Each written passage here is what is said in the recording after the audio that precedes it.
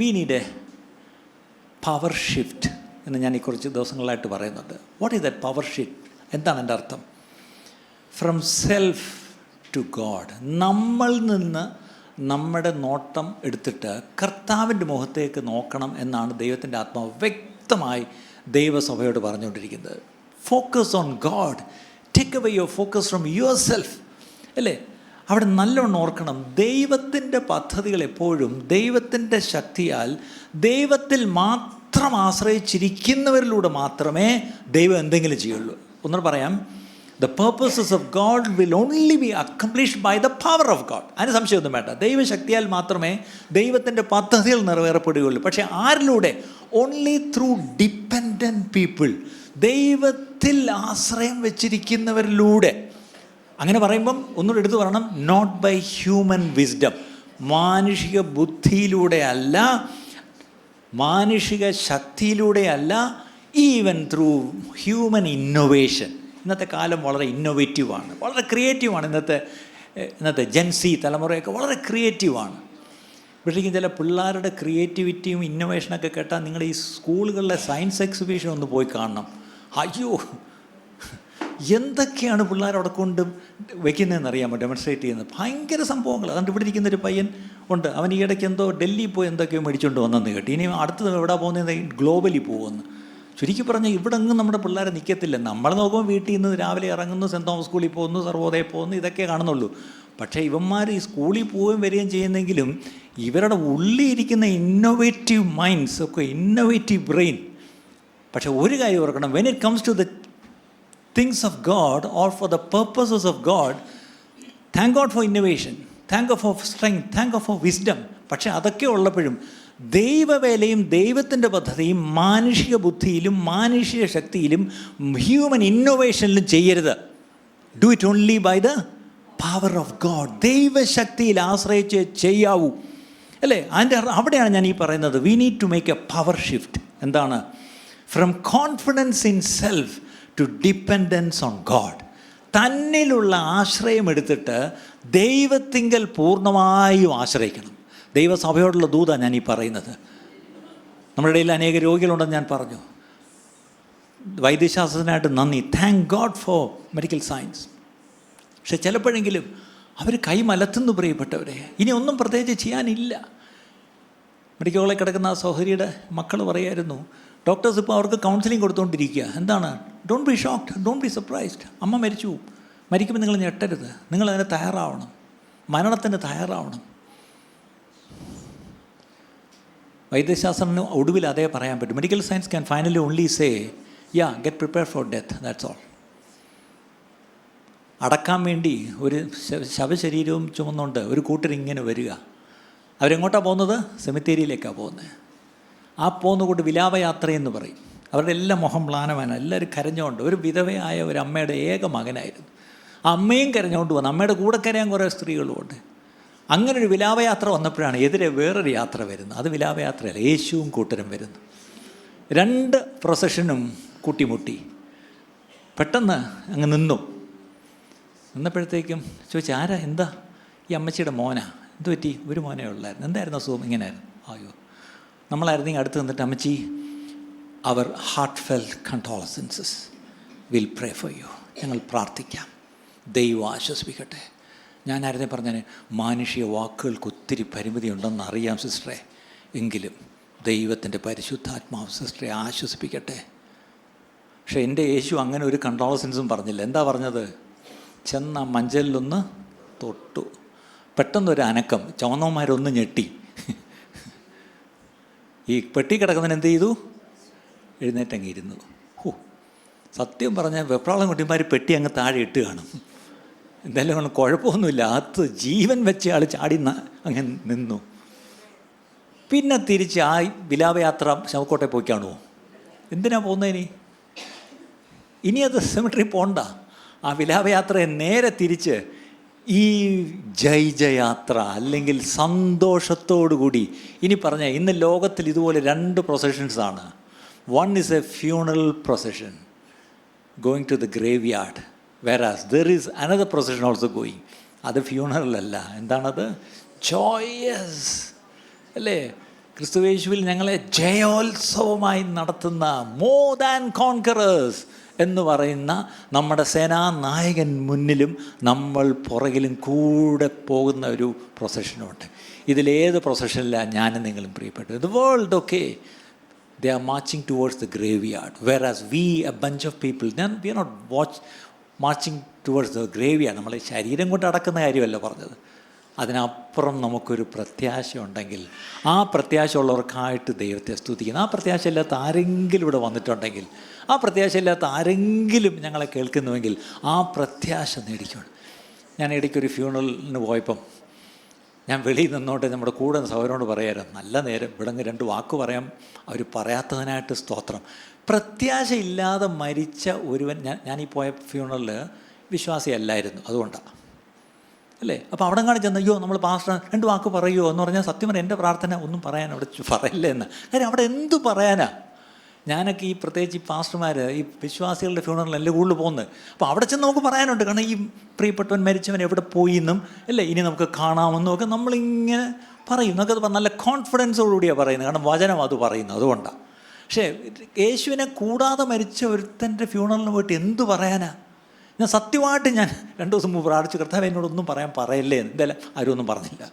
അവിടെ ഇഷ്ടംപോലെ അച്ഛന്മാർ ഇരിപ്പുണ്ടായിരുന്നു, അവിടെ നമ്മളൊന്നും പറയേണ്ട ആവശ്യമില്ല. പക്ഷേ ഒരു കാര്യം ഞാൻ ചിന്തിച്ചു, ദൈവമേ, ക്രിസ്തുവിൽ പ്രത്യാശയില്ലാതെ മരിക്കുന്ന ഒരാൾ, അയാളെക്കുറിച്ച് നമുക്ക് എന്തു പറയാനാ? മക്കളെ, നിങ്ങളുടെ പപ്പായെ വീണ്ടും കാണും, നിങ്ങളുടെ മമ്മിയെ വീണ്ടും കാണും, സൗകര്യക്കാരെയല്ലേ നിങ്ങളുടെ ഭർത്താവിനെ നീ വീണ്ടും കാണാം. എങ്ങനെ പറയാൻ പറ്റും? എന്ത് ഗ്യാരണ്ടിയാണ് നമുക്കുള്ളത്? അപ്പോൾ നിങ്ങൾ ചിന്തിക്കും, അത് പറയാൻ ബ്രദർ ആരാ? അയ്യോ, ഞാൻ ആരുമല്ല. പക്ഷേ എൻ്റെ വചനം പറയുന്നു, ക്രിസ്തുവിൽ ഒരുവൻ ജനിച്ച്, ക്രിസ്തുവിൽ അവൻ ജീവിച്ച്, ക്രിസ്തുവിൽ അവൻ മരിച്ചെങ്കിലേ നമുക്ക് ധൈര്യമായിട്ട് പറയാൻ കഴിയൂ അവൻ വിട്ടുപിരിഞ്ഞ് ക്രിസ്തുവിനോട് ചേർന്നിരിക്കുന്നു. അങ്ങനെയുള്ളവരെ പറ്റി പറയാം, കർത്താവ് യേശു ക്രിസ്തു വീണ്ടും വരുമ്പോൾ മരിച്ചവർ മുമ്പേ ഉയർത്തെഴുന്നേൽക്കും. മറ്റെല്ലാവരെക്കുറിച്ച് നമുക്കിത് പറയാൻ പറ്റത്തില്ല പ്രിയപ്പെട്ടെ, നമുക്ക് കള്ളം പറയാൻ പറ്റത്തുമില്ല അല്ലേ. അപ്പോൾ ഇവിടെയാണ് 2 പ്രൊസഷൻ. ഒന്ന് ഫ്യൂണറലായിരുന്നു, പക്ഷേ ആ ഫ്യൂണറൽ പ്രൊസഷൻ അവിടെ വെച്ച് നിന്ന് തിരിഞ്ഞ് ഇതിൻ്റെ കൂട്ടത്തെ അങ്ങ് മെർജ് ചെയ്തു. ഇന്നലെ 2 ലക്ഷക്കണക്ക് പേര് വലിയ കൂട്ടം കൂടി. ഒടുവിൽ എന്തായിട്ട് കലാശിച്ചു? നിലവിളിയും മുറവിളിയുമായിട്ട് കലാശിച്ചു. ഇതുപോലെ ലോകത്തിലെ പ്രൊസഷനൊക്കെ ഇത്രയേ ഉള്ളൂ പ്രിയപ്പെട്ടവരെ. അവർ വലിയ ആഘോഷമായിട്ടൊക്കെ വരും, ഒടുവിൽ നിലവിളിയാണ്, പല്ലുകടിയും അല്ലേ നിലവിളിയുമാണ് കാത്തിരിക്കുന്നത്. അവിടെയാണ് ഒരു ചെറുകൂട്ടമെങ്കിലും അവർക്ക് ക്രിസ്തുയേശുവിൽ ഞങ്ങളെ ജയോത്സവമായി നടത്തുന്ന ദൈവത്തിന് സ്തോത്രമെന്ന് പറഞ്ഞുകൊണ്ട് പോകുന്ന ഒരു ചെറിയ കൂട്ടമുണ്ട്. ആ ചെറിയ കൂട്ടത്തിൽ ദൈവം നമ്മളെ കൂട്ടിയതിനായിട്ട് അതിൽ സന്തോഷമുള്ളവരെല്ലാം കരങ്ങൾ ഒഴിച്ച് ദൈവത്തെ സ്തുതിച്ചേ. Hallelujah, hallelujah. അപ്പം പവർ ഷിഫ്റ്റ് എന്ന് ഞാൻ പറഞ്ഞത് ഒരു ഗതിമാറ്റം, ഒരു ശക്തിയുടെ ഗതിമാറ്റം വേണം. എവിടെ നിന്ന്? From self to God. എന്നിൽ നിന്ന് എൻ്റെ ശ്രദ്ധ എടുത്തിട്ട് കർത്താവിലേക്ക് എൻ്റെ ശ്രദ്ധ കേന്ദ്രീകരിക്കണം. അവിടെയാണ് അതിൻ്റെ കീ, എൻ്റെ താക്കോലെന്ന് പറഞ്ഞാൽ പ്രേയർ ഇസ് ദ കീ. പ്രാർത്ഥനയാണ് എൻ്റെ താക്കോല്. സെക്കറിയാവിലൊരു മനോഹരമായൊരു വാക്യമുണ്ട്, സെക്കറിയാവ് 4:6 കാണാപ്പാടമാണ് നമുക്ക്. സെക്കറിയ ചാപ്റ്റർ 4:6 എന്താണ്? അവൻ എന്നോട് ഉത്തരം പറഞ്ഞത് എന്തെന്നാൽ, സെരുബാബേലിനോടുള്ള യഹോവയുടെ അരുളപ്പാടാണ്. തൽക്കാലം സെരുബാബേൽ ഇവിടെ നമ്മളോടുള്ള യഹോവയുടെ അരുളപ്പാടാണ്. അങ്ങനെ എടുക്കാമല്ലേ? ഓക്കെ, അടുത്തത് എന്താണ് അരുളപ്പാട്? സൈന്യത്താലല്ല, സൈന്യത്താലല്ല, ശക്തിയാലുമല്ല, എന്റെ ആത്മാവിനാൽ അത്രേ എന്ന് സൈന്യങ്ങളുടെ യഹോവ അരുളി ചെയ്യുന്നു. Not by might, not by power, but by my spirit says the Lord. അങ്ങനെയാണെങ്കിൽ ഇന്ന് കർത്താവ് നമ്മോട് പറയുക, മക്കളെ, നിങ്ങളുടെ ബലമല്ല, നിങ്ങളുടെ ശക്തിയല്ല, പരിശുദ്ധാത്മാവ് നിങ്ങളുടെ മേൽ വരുമ്പോൾ നിങ്ങൾക്ക് ശക്തി ലഭിക്കും. എന്നിട്ട് നിങ്ങൾ ആ ശക്തിയാൽ എഴുന്നേറ്റ്. സാറിന് വീട് പാലയാച്ചാൻ പോകുമ്പോൾ നമ്മൾ വായിക്കുന്നൊരു സങ്കീർത്തനുണ്ട്, അതെന്നറിയാമോ? എല്ലാവർക്കും ഇയർ മാർക്ക് ചെയ്ത് വെച്ചിട്ടുണ്ട്. വീട് പാലയാച്ചുമ്പം 128 എല്ലാവർക്കും അറിയാം. നീ ഭാഗ്യവാൻ, നിനക്ക് നന്മ വരും. അത് ജനുവരി 1 തീയതി മാത്രമേ ഉള്ള വാക്യം അല്ലേ. രാത്രി കിടക്കാൻ നേരത്ത് പേടി കിട്ടാതിരിക്കാൻ ഏതാണ്? 91. കുഞ്ഞുങ്ങൾക്ക് ആദ്യം പഠിപ്പിക്കുന്ന സങ്കീർത്തനം ഏതാ? യഹോവ എൻ്റെ എടിനാഗ്നു. 21 സങ്കീർത്തനം 1 വാക്യമാണ് എല്ലാവരും ആദ്യം പഠിക്കുന്ന സങ്കീർത്തനം. രാത്രി പേടി കിട്ടാതിരിക്കാൻ വേണ്ടി 91. പിന്നെ ഏതൊക്കെയാണ്? ഓരോരുത്തർക്കും ഓരോ ഫേവറേറ്റ് ഒക്കെ ഉണ്ട്. അപ്പോൾ ഞങ്ങൾ ഈ പാസ്റ്റർമാർ വീട് പാലയാച്ചാൻ പോകുമ്പോൾ ഒരു സങ്കീർത്തനം, യഹോവ വീട് പണിയാതിരുന്നാൽ പണിയുന്നവർ വൃഥാധ്വാനിക്കുന്നു. Unless the Lord builds the house. ഇനി ഹൗസ് അങ്ങ് വിടാം. Unless the Lord builds the house of prayer, അതായത് ദ ചേർച്ച്, സഭയെ ദൈവം പണിയണം. അതുകൊണ്ടാണ് തൻ്റെ പുത്രനായ യേശു ക്രിസ്തു ഭൂമിയിൽ നമ്മൾ പറഞ്ഞു, ഞാൻ എൻ്റെ സഭയെ പണിയും. സഭയെ പണിയുന്നത് പാസ്റ്ററല്ല, എൽഡേഴ്സും അല്ല, യേശുവാണ് സഭയെ പണിയുന്നത്. അല്ലേ? തൻ്റെ കൂടെ പണിയുവാൻ കൂട്ടുവേലക്കാരായി ഭൂമിയിൽ ചിലരെ കർത്താവ് തിരഞ്ഞെടുക്കുന്നു. അല്ലേ? ആത്മാവ് ചിലരെ നിയോഗിച്ചാക്കിയിട്ടുണ്ട്. അതൊക്കെ ശരിയാണ്. പക്ഷേ യേശുവാണ് സഭയെ പണിയുന്നത്. അപ്പം സഭ യേശുവിൻ്റെ വകയാണെങ്കിൽ നമ്മൾ യേശുവിൻ്റെ മുഖത്തേക്ക് നോക്കണം. ബാക്കി എല്ലാ കാര്യങ്ങളും, ഞാൻ പറഞ്ഞ കെട്ടിടം പണിയുടെ കാര്യമല്ല ഇപ്പം പറയുന്നത്, സഭയുടെ കാര്യമാണ് ഞാനീ പറയുന്നത്. അപ്പം ഇവിടെയാണ് ശരിക്കും the bottom line is prayer. That means dependence. നമ്മൾ ആരിൽ ഇന്ന് രാവിലെ Benny was sharing his life experiences with the word of God. Beautifully he narrated his life story. തൻ്റെ ജീവിതകഥ താൻ ഇന്ന് രാവിലെ ഇവിടെ പറയുന്നുണ്ടായിരുന്നു. ദൈവം ഒരു കാര്യം പറഞ്ഞിട്ട് അത് ചെയ്യുമ്പോൾ എത്ര ഒരു സമാധാനക്കേടുമില്ലാതെ ആ കാര്യങ്ങൾ നിവൃത്തിയാക്കപ്പെടും. അതല്ല, നമ്മൾ ചിന്തിച്ച് ചെയ്യുന്ന കാര്യങ്ങൾ അതെന്നും കൺഫ്യൂഷനായിരിക്കും എന്ന് നമ്മൾ ഓരോരുത്തരോടുള്ള ദൈവത്തിൻ്റെ ദൂത് അത് തന്നെയാണ്. ദൈവം എന്ത് എന്നെക്കുറിച്ച് ഉദ്ദേശിക്കുന്നുവോ, ദൈവത്തിൻ്റെ പദ്ധതികൾക്ക് നാമും നമ്മുടെ കുടുംബവും സഭയും നമ്മൾ മുന്നോട്ടിറങ്ങുമെങ്കിൽ ദൈവം വിശ്വസ്തനാണ്, ദൈവം അത് നിവർത്തിക്കും. ഹല്ലേലൂയ. നമ്മൾ പ്രാർത്ഥിക്കുമ്പോൾ നമ്മൾ അറിയാതെ നമ്മൾ പറയുന്ന ഒരു സ്റ്റേറ്റ്മെൻ്റ് ഉണ്ട്. എന്താണ്? God we need you. ദൈവമേ ഞങ്ങൾക്ക് അങ്ങേ വേണം. അതാണ് പ്രാർത്ഥിക്കുമ്പോൾ നമ്മൾ അതിൽ കൂടെ നമുക്ക് ദൈവത്തിന് കൊടുക്കുന്നൊരു സന്ദേശം. കർത്താവേ എനിക്ക് നിന്നെ വേണം. പ്രാർത്ഥിക്കുന്നില്ലെങ്കിൽ അതിൻ്റെ അർത്ഥം എന്താണ്? We are saying we can do it. അങ്ങില്ലെങ്കിലും വലിയ കുഴപ്പമില്ല, എനിക്ക് അത്യാവശ്യം കഴിവൊക്കെ ഉണ്ട്, ബുദ്ധിയൊക്കെ ഉണ്ട്, സാഹചര്യങ്ങളൊക്കെ ഉണ്ട്, അല്ലേ, ഞാനത് ചെയ്തോളാം. അപ്പം ഈ ദിവസങ്ങളിൽ ശരിക്കും പറഞ്ഞാൽ സഭ മുന്നോട്ട് പോകേണ്ടത് നമ്മുടെ കഴിവിലും ബുദ്ധിയിലും മുൻ അനുഭവങ്ങളിലും ഒന്നും ഊന്നിയല്ല. പകരം ദൈവമേ അങ്ങ് പണിയണമേ, എൻ്റെ കുടുംബത്തെ അങ്ങ് പണിയണമേ, എൻ്റെ ജീവിതത്തെ അങ്ങ് പണിയണമേ, എൻ്റെ കുഞ്ഞുങ്ങളെ അങ്ങ് പണിയണമേ. അങ്ങനെയെങ്കിൽ ദൈവസഭയെ അങ്ങ് പണിയണമേ എന്നായിരിക്കണം. അപ്പോസ്തലപ്രവൃത്തിയിൽ 6-ാം അധ്യായത്തിൽ അവിടെ ഒരു പിറുപിറുപ്പുണ്ടായപ്പോൾ അപ്പോസ്തലന്മാർ പെട്ടെന്നൊരു തീരുമാനമെടുത്ത് അവിടെ ഒരു എന്താ പറയുക, ഒരു പരിഹാരം കൊണ്ടുവന്നു. അപ്പോൾ അവിടെ ചില മേശമേലുള്ള ശുശ്രൂഷയെന്ന് അവിടെ പറയുന്നു. അപ്പോൾ അവിടെ ചിലർക്ക് കിട്ടി, ചിലർക്ക് കിട്ടിയില്ല എന്നുള്ളൊരു പരാതി. അപ്പോഴാണ് പെട്ടെന്ന് അപ്പോസ്തലന്മാർ പറഞ്ഞു, ഒരു കാര്യം ചെയ്യുക, ആ ജോലി ചെയ്യാൻ വേണ്ടി നിങ്ങൾ എന്നെ കുറേ പേരെ തിരഞ്ഞെടുത്തു, ഇങ്ങോട്ട് വാ. ആരൊക്കെയാണ്? വാ, ഓക്കെ, 7 പേര്, കൊള്ളാം, 7 പേര് ഇങ്ങോട്ട് മുന്നോട്ട് വാ. ശരി, ഞങ്ങൾ കൈവച്ച് അവരെ ആ വേലയ്ക്കാക്കാം എന്ന് പറഞ്ഞാൽ അവർ കൈവച്ച് ആ വേലയ്ക്കാക്കി. പക്ഷേ അതാക്കുന്നതിന് മുമ്പ് അവർ പറഞ്ഞൊരു സ്റ്റേറ്റ്മെൻ്റ് ഉണ്ട്. 4-ാം വാക്യം, അപ്പോസ്തലപ്രവൃത്തികൾ 6-ാം അധ്യായം 4-ാം വാക്യം. ഞങ്ങളോ പ്രാർത്ഥനയിലും വചന ശുശ്രൂഷയിലും ഉറ്റിരിക്കുമെന്ന് പറഞ്ഞു. ഇന്ന് പാസ്റ്റർമാർ, ഞാൻ ഉൾപ്പെടെയാണ് പറയുന്നത്, ഈ 2 കാര്യം ഒഴിച്ച് സകല കാര്യത്തിനും പാസ്റ്റർമാരുണ്ട്. പണ്ടൊരു പാസ്റ്റർ പണ്ട് പറഞ്ഞതാണ്, ഞങ്ങളുടെ സഭയിൽ ഏത് സഹോദരിമാർക്ക് പ്രസവിക്കാൻ പോകണമെങ്കിലും പാസ്റ്ററിൻ്റെ കാറിലാണ് ആശുപത്രി പ്രസവിക്കാൻ പോകുന്നത്. അതെന്താണെന്നറിയത്തില്ല, പാസ്റ്റർ കൊണ്ട് ആശുപത്രിയിലാക്കിയ സുഖപ്രസവം. അങ്ങനെ കണ്ട് അവിടെ ഒരു പറച്ചിലുണ്ടായിരുന്നു പോലും. അത് ലോകത്തുള്ള ആ ദേശത്തുള്ള എല്ലാ സ്ത്രീകളും പ്രസവിക്കാൻ പോകുന്ന ആരുടെ കാറിലാണ്? ഇത് ഈ രാജ്യത്തല്ല കേട്ടോ, വേറെ രാജ്യത്ത്, ഒരു ലാറ്റിൻ അമേരിക്കൻ രാജ്യത്തിലെ കാര്യമാണ്. നിങ്ങൾ ചിന്തിക്കുക, അയ്യേ അത്രയ്ക്ക് ഗതികേടോ. ഇതൊരു ലാറ്റിൻ അമേരിക്കൻ രാജ്യത്ത് പണ്ടൊരു ഉണർവുണ്ടായപ്പം ആ ഉണർവ് പൊട്ടിപ്പുറപ്പെടാൻ കാരണമായി ദൈവം ഉപയോഗിച്ച ദൈവമനുഷ്യൻ്റെ ഒരു കഥയുണ്ട്. അദ്ദേഹത്തിൻ്റെ ഒരു ബുക്കുണ്ട്. അതിലറിയും, ഞാനൊരു കാലത്ത് എൻ്റെ ചർച്ചിലെ എല്ലാ ഗർഭിണികളെയും കൊണ്ട് പ്രസവത്തിന് ആശുപത്രിയിലാക്കുകയും പിന്നെ എല്ലാവർക്കും രാത്രി പോയി അവിടെ കൂട്ടിരിക്കുകയും പിന്നെ ഈ പറഞ്ഞ പോലെ എല്ലാത്തിനും ഞാനായിരുന്നു. ഞാൻ പറഞ്ഞ കാര്യം അപ്പോസ്തലന്മാർ പറഞ്ഞത്, ഞങ്ങൾ പ്രാർത്ഥനയിലുറ്റിരിക്കും, ഞങ്ങൾ ദൈവവചന ശുശ്രൂഷയിലുറ്റിരിക്കും. അല്ലേ? ഇന്ന് ദൈവത്താൽ വിളിക്കപ്പെട്ട അഭിഷിക്തരായ ദൈവദാസന്മാർ പ്രത്യേകിച്ച് അവർ ഈ പറഞ്ഞ പോലെ പ്രാർത്ഥനയിലും ശുശ്രൂഷയിലും വചന ശുശ്രൂഷയിലും പ്രത്യേകിച്ച് അവരുറ്റിരുന്നാൽ മാത്രം മതി, ബാക്കി കാര്യങ്ങൾ കർത്താവ് ചെയ്തോളും. അല്ലേ?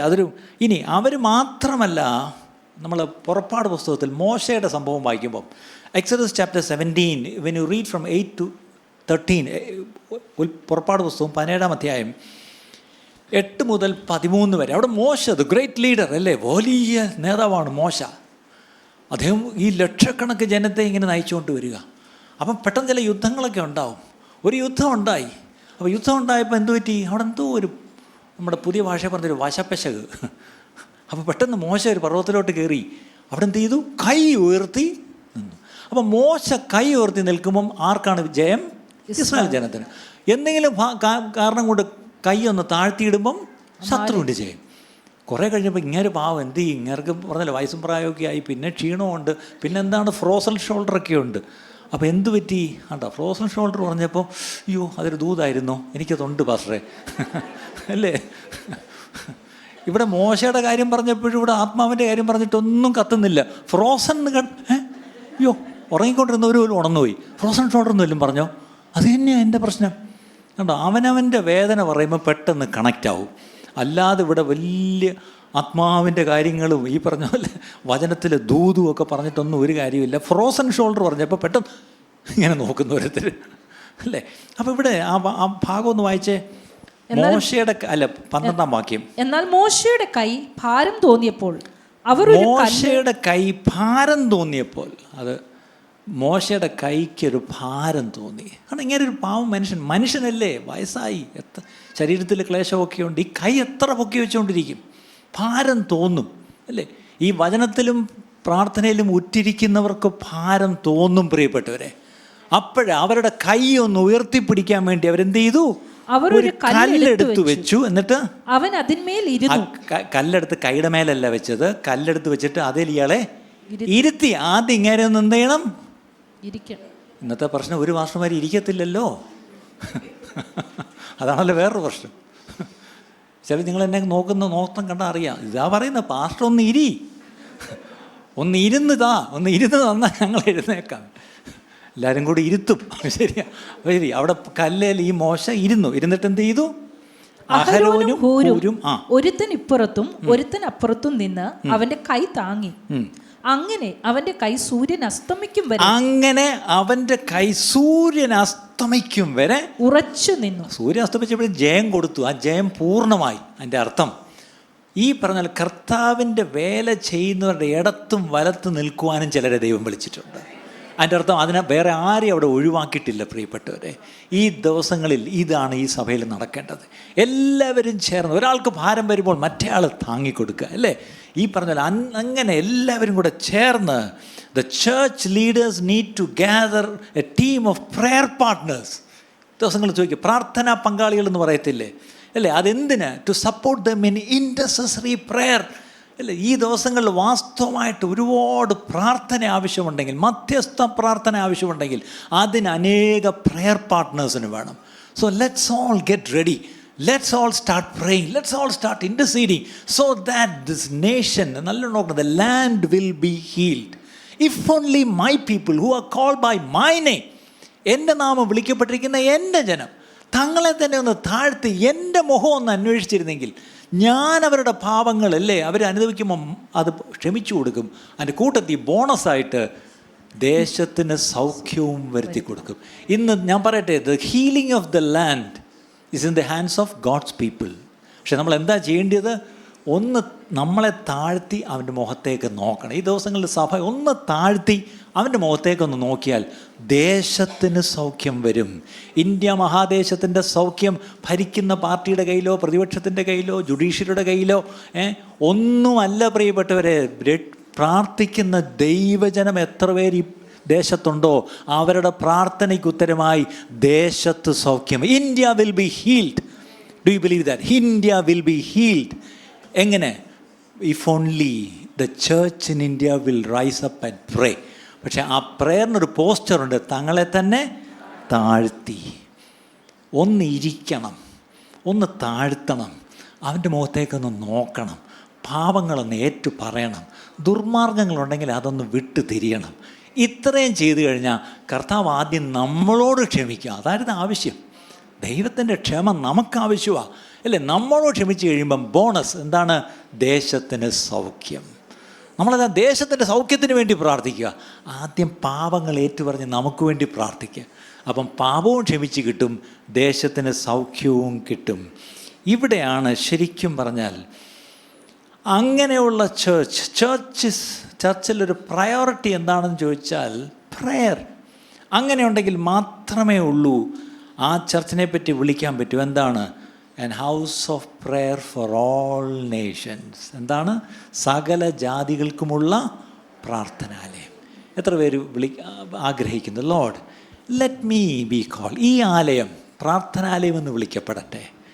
പക്ഷേ എന്താണ് പ്രാർത്ഥന? ഞാൻ പ്രാർത്ഥിക്കുന്നത് എനിക്കും എൻ്റെ കൊച്ചുമക്കൾക്കും എൻ്റെ മക്കൾക്കും എൻ്റെ കൊച്ചുപോകും അല്ലേ? മറ്റേ കൈത്തറി നെയ്യുന്നവരെ പറ്റി അവരുടെ ഇതിനൊരു താളമുണ്ട്. എന്താണ്? എനിക്കും എൻ്റെ മക്കൾക്കും എൻ്റെ കൊച്ചുമക്കൾക്കും, എനിക്കും എൻ്റെ മക്കൾക്കും എൻ്റെ കൊച്ചുമക്കൾക്കും, എനിക്കും എൻ്റെ മക്കൾക്കും എൻ്റെ കൊച്ചുമക്കൾക്കും.